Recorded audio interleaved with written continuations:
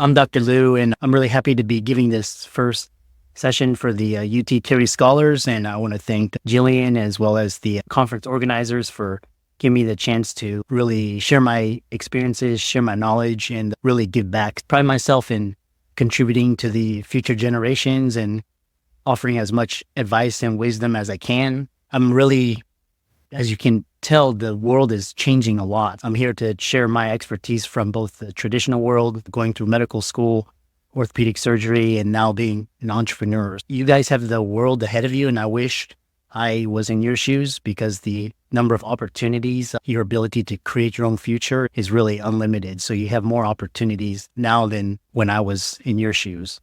I'm going to talk a little bit about some of the top skills to develop while you guys are in undergraduate school. And these are skills that will help you regardless of whatever field, whatever endeavor you choose. One thing I tell clients is to focus on what career direction you want to, but also develop these skills so that when you have things such as COVID or technological disruption or things like you lose your job and things like that, you're still able to bounce back very quickly. So I want to poll real quick is in the audience, looks like there's around 20 people or so. How many are just juniors? How many are juniors? And so a few hands. Okay. All right. And then how many are sophomores? Okay. And then how many are freshmen? So the majority, a lot of freshmen. And then any seniors? Anybody to be a senior this year? Okay. So a couple. Okay. Perfect. For the freshmen, this is going to be really awesome because right now you're like 17 or so. And if you take these advice and kind of the wisdom and guidance that you can set yourself up for tremendous success. I've also given Andrea my email. So after this, please be sure to email me your questions. I'm happy to answer them. And I've actually coached a lot of Terry Scholars one-on-one, especially those going into the fields of medicine, because you need a mentor to help guide you because there's so many different options. I'm going to break down my journey and some of the highlights, some of the pivots, chronicle my journey, as well as some of the learnings, and talk about how to position yourself for success. I was 96 Terry Scholar. I went to A&M. Looking back, I could have gone to A&M or UT, but A&M was more of the better fit for my personality. And then, like I said, undergraduate, you're going to get evaluated by two things. Your first is your GPA. That's the number one thing you really have to focus on is your GPA. Get it as high as possible, regardless of whatever field. A high GPA will open so many doors, while a low GPA is going to shut a lot of doors. So make sure, because you are Terry Scholars, you guys are all high achievers. So make sure that you focus on your grades first. So this advice is for a lot of the pre-meds or law school or graduate school. Your standardized test scores are extremely important. That's how you get into the best schools, the admissions. That's how they weed people out, is based on your GPA and your standardized tests. For the audience, how many are considering traditional careers such as law, medicine, PhD, accounting, these types of things? Okay. I'll say looks like around 40 to 50%. And I would just say for the other, how many are considering things such as creatives like entrepreneur, business, finance, these other fields? Okay.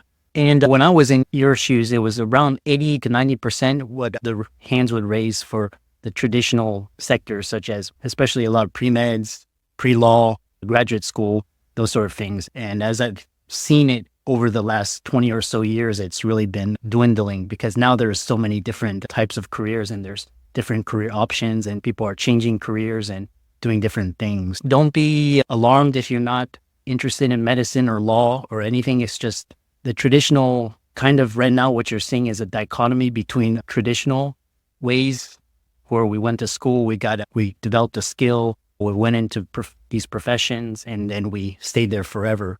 That sort of paradigm is changing. So now a lot of people are doing their own things. A lot of them are becoming investors and entrepreneurs and a lot of starting companies as well. So these types of skills will be valuable for both. So don't feel bad about that.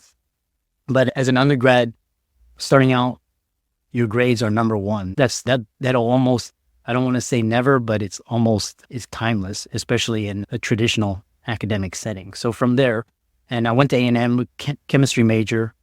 And like I said, I was pre-med because back then that was the thing to do. And went to Baylor for medical school, and I was a MD PhD. Got into the MD PhD program, and I did my PhD years at Rice University, which was one of the best experiences ever because it showed me what an entrepreneurial mindset is. And a lot of the kids were starting companies. A lot of you guys can start your social media companies, and you guys are in positions to do that because you have a lot of time. If you have the wherewithal and you have the time and you have the inclination, I encourage a lot of you to start small businesses and just play around and tinker as long as your grades are good.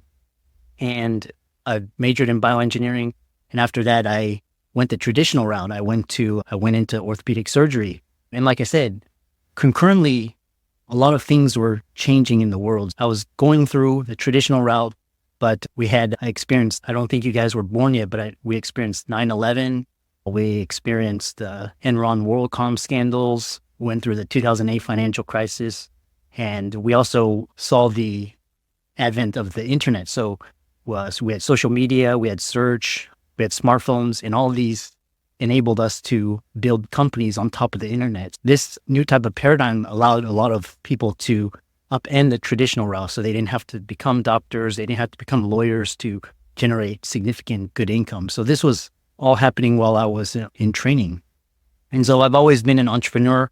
I've always wanted to make an impact. I've always wanted to make a difference. After I got my stable footing by saving, by investing, learning about finances, starting companies. And once I was able to get my financial freedom, I was able to financially retire from medicine and start my company, which is a media and consulting company. So I help doctors, I help lawyers, I help dentists achieve financial literacy, understand what finances are, how to save, how to invest. And I speak around the world, speak to you guys, write articles. I've written 4 books. And right now it's all about giving back. These are some of the things that I encountered on my journey. One thing you'll realize is that your career for you guys is not going to be basically a straight linear path. When we were growing up, we always got taught that just had to climb the ladder and work 40 or 50 years, but that's not going to be the case anymore. A lot of you guys are going to create your own jobs. You're going to create your own companies. Some of you are going to go to jobs, stay for a year, change to another job, stay for a year, and then eventually you're going to find your footing. So that's the way the world is working for you guys. But don't be alarmed, because that's actually a good thing, because now you have a lot more opportunities and you have a lot more options to create what you want. The thing I want to focus on is once you get your grades, once you decide your career path, you really, during these times, develop these 6 skills that I described to you. And these are not skills that you can learn in a class. You have to actually go out. You have to go out and develop these skills. And these skills are crucial to success, both personally, financially, in your relationships, in your families, and your careers. The first is this idea of the skill of networking. It's really important starting out to develop a solid, strong network. So a good mentor of mine said that your net worth is your net work. So if you look around the 5 people around you, you average their income, that's going to be how your net worth. It's usually pretty solid. So make sure you choose who you associate with very carefully. Being in the Terry's Foundation and the scholars, that put you in a select group of individuals. So really keep that in mind as you develop this. Always be of value, be of service. And regardless if you're introverted or extroverted, you can still develop solid networks. And not only will your net worth be who you associate with, but also leads to a lot of opportunities. It could be a lot of collaborations. It can lead to a lot of support structures. So it's really important that you develop a strong, solid network. And how do you go about developing this? One is through your clubs, could be in your dormitories, your classes, people that you resonate with, people that want to go places, achieve things, contribute, do more in the world. So that's how you select your network. And your network is not going to be static. It's going to be changing. So just realize that The other thing is that with the internet, with social media now, you can network without having to divide your attention all over the place. So you want to be in-person networking through your classes, giving presentations, speeches, but also you develop your social network. So that's could be through, with you guys, could be Instagram. LinkedIn is really important. Develop a LinkedIn profile. That's going to be extremely helpful to you when you're applying for jobs, when you're looking for collaborations and that sort of thing. With LinkedIn, you can write articles, you can put up your presentations, you can put up videos, a lot of different things. So LinkedIn is really important that I would recommend all of you guys start. It doesn't have to be perfect, but over time, if you're starting early, it'll be very valuable. So LinkedIn is the number one professional source for networking. So it's not Instagram, it's not Snapchat, it's not TikTok. All of these are great social media platforms, but really LinkedIn is really awesome. Twitter is also good as well because it's for news and information and up-to-date information. Facebook is more for my generation, Facebook Reels, all of these. So think about that. The other thing is, so once you develop this idea of social media, so not only to develop your network, but you can also brand yourself. You want to, for example, if you're interested in starting a company or if you're interested in going and getting into medical school or law school, you can start to brand yourself as someone as such so that when these employers go to your profile, they can see that you've accomplished a lot of different things that fit your career goals and aspirations. So it's really important to develop a brand, an online brand and presence through these social networks, not just for friends and family, but use it for professional purposes. From there, you can learn how to market. So you can market through writing articles, posting, a lot of different things that you can do. And again, do this with the mind that you're trying to increase your social network. So that's really important.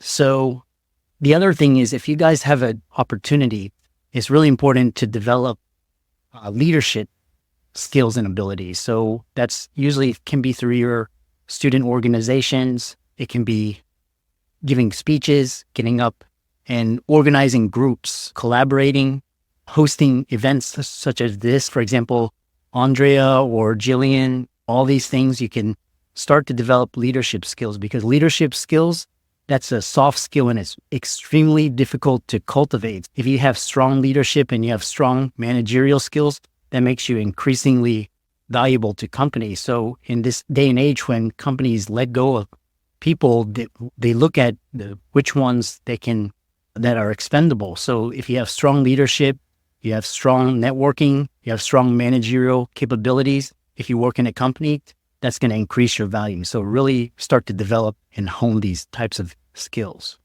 And so that's these soft skills that I want to describe.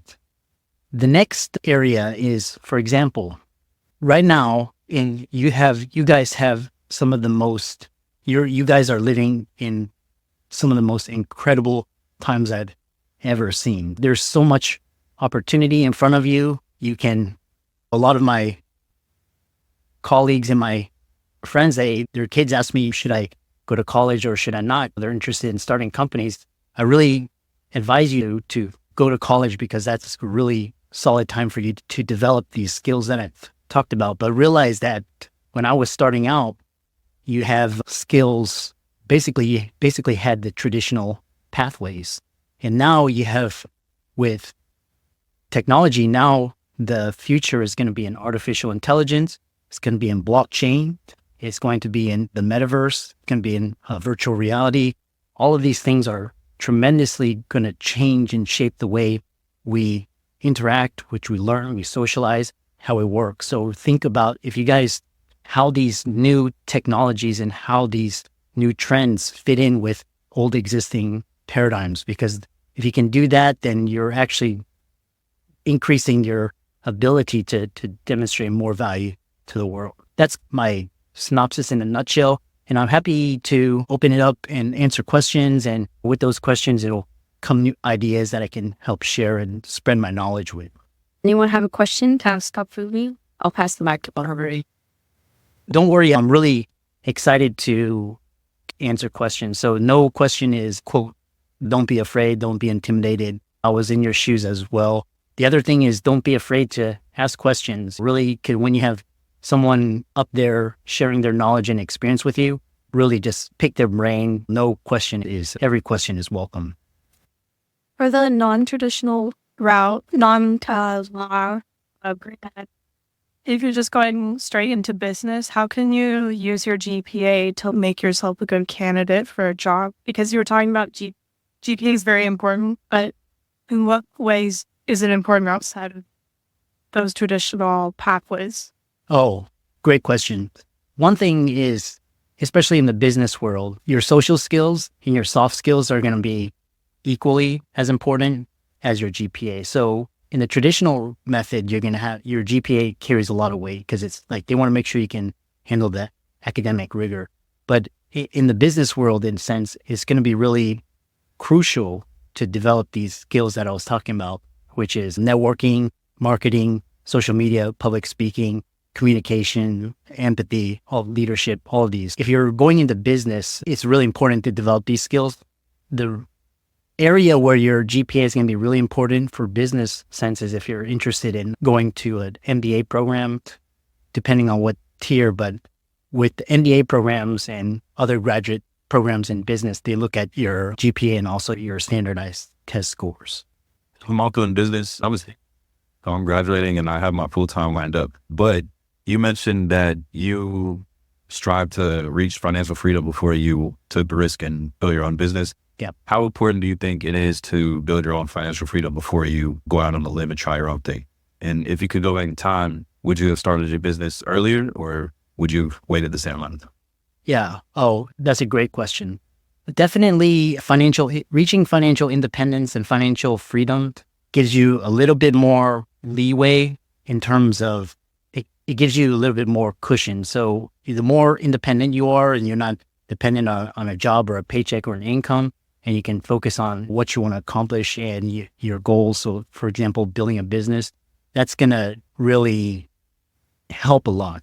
So the question is, sounds like your question is, when do you decide to take the leap? Is it like, for the majority of people, the reason I took the more strategic route, because a lot of my colleagues, what they did was they leapt straight into entrepreneurship, which made them a little bit more hungrier, and it made them a little bit on edge because they had a lot to lose. So I took a little bit more strategic route. It was whereas I had enough finances and I had enough cushion so that I could, in startup world, it's called runway, where you have enough funds and to get to the next level. So for the majority of people, and it really depends on your risk tolerance, how good your idea is, what you want to accomplish. But for the majority of people, what I recommend is you have saved at least 6 months to a year of savings, where if you had no income, you can work on your startup or whatever, go on to your next venture. So that's the way I recommend it. But looking back, for example, if I had just gone in cold, I've noticed that people that take the leap right away, they struggle a little bit because they don't, for example, they're limited by funds and by funding and income, but they have a lot of time. Whereas those that they're a lot hungry and they have a lot more drive. But those that do it more strategically, it's a little bit, transition is smoother. But like I've said, one of my friends, he just leapt straight in, and he's doing a multi-million-dollar company. So it really depends on a lot of luck, and it really depends on timing. It depends on drive. So with entrepreneurship, it is not I have to tell you, if you're interested in like becoming an entrepreneur, starting your company, you have to be ready for the ups and the downs, because one day you're up and then the next day you can be down, and you have to be really resilient emotionally and mentally. You have to stay focused on what you want to accomplish. So entrepreneurship is not for the faint of heart. That's why I strongly recommend for the majority of people to go the traditional route, but also think a little bit more entrepreneurial, develop some of these skills that I talked about earlier. Hi. I'm also interested in kind of more the entrepreneur. Yeah. This question. You mentioned earlier that we're entering like a digital world with crypto, and I wanted to ask you, what are some opportunities that you see coming up in the next years, like with the... Yeah. It's great that you mentioned crypto because I didn't want to mention it because I believe that's the future and I'm heavily involved in it, but I hesitate to talk about it because it's fraught with fraudsters and scammers and really a lot of bad actors. And especially last year, we saw so many bad actors in the space. They destroyed a lot of people. That's why I'm hesitant. But if you talk about crypto, or what I want to really talk about is blockchain. So blockchain is really the underlying and all of the applications. So you have Bitcoin, you have crypto. There's so many opportunities right now, for example. And again, this is not investment advice. I don't want you to go out and buy Bitcoin or some coin or something and lose your money, but just understand that there's speculative part, but then there's also the underlying utility part, which is what I saw during the early days of the internet. Right now, all of the infrastructure is being built right now. So you can have projects fail, you can have projects succeed.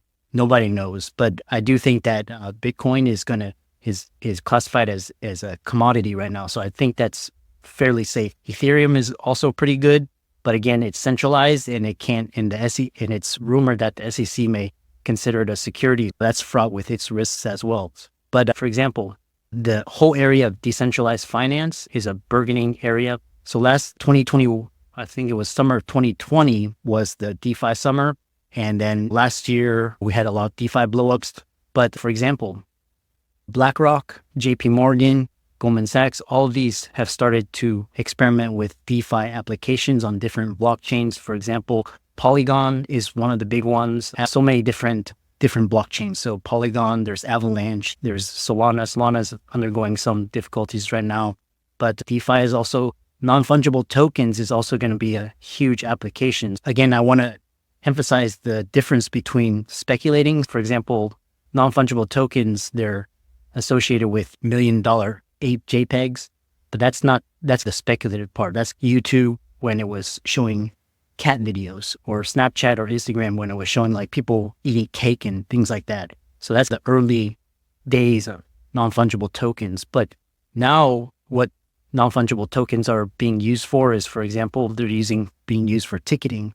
They're being used for rewards, loyalties. So Nike, Starbucks, a lot of these, Disney as well, they're experimenting with non-fungible tokens.